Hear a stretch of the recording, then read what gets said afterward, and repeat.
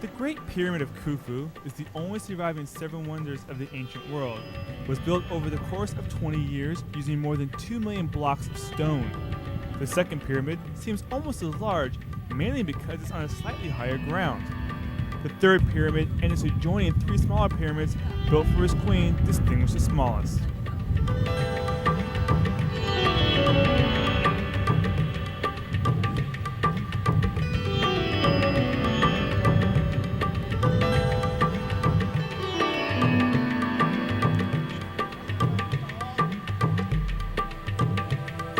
They have a saying here that man fears time, that time fears these things, the pyramids.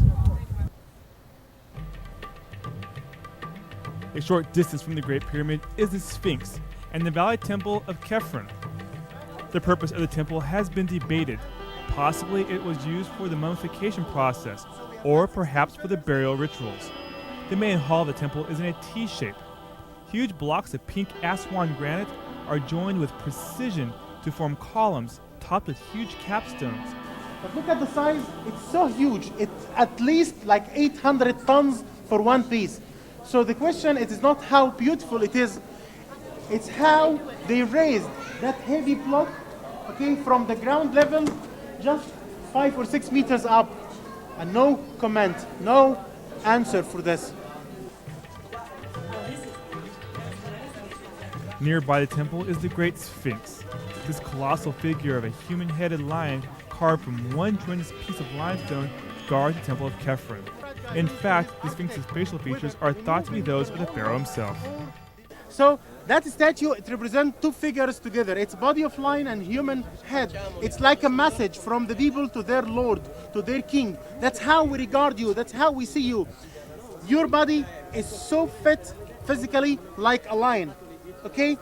While your head, your brain is so brilliant like man. So you have got the two powers, the mental power and the physical power.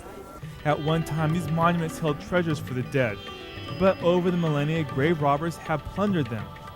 However, thanks to conservation efforts in the 19th century, most artifacts that have been found are on display at one of the greatest collections of Egyptian antiquities anywhere, the Egyptian Museum of Cairo. No stop to Egypt would be complete without visiting, well, of course, the Egyptian Museum, the most famous museums in all the world.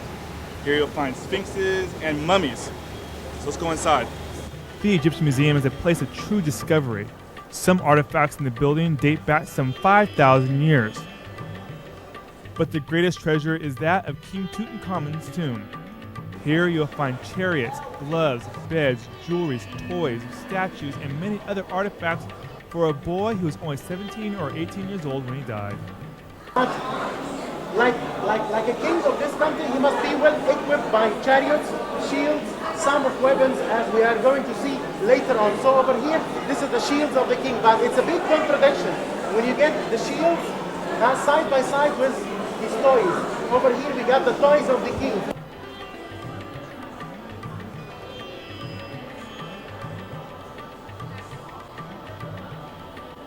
$3,500 years ago, the boy king was enthroned on that chair. It's made from cedar wood covered by sheets of gold, and all the decorations are enriched by precious stones.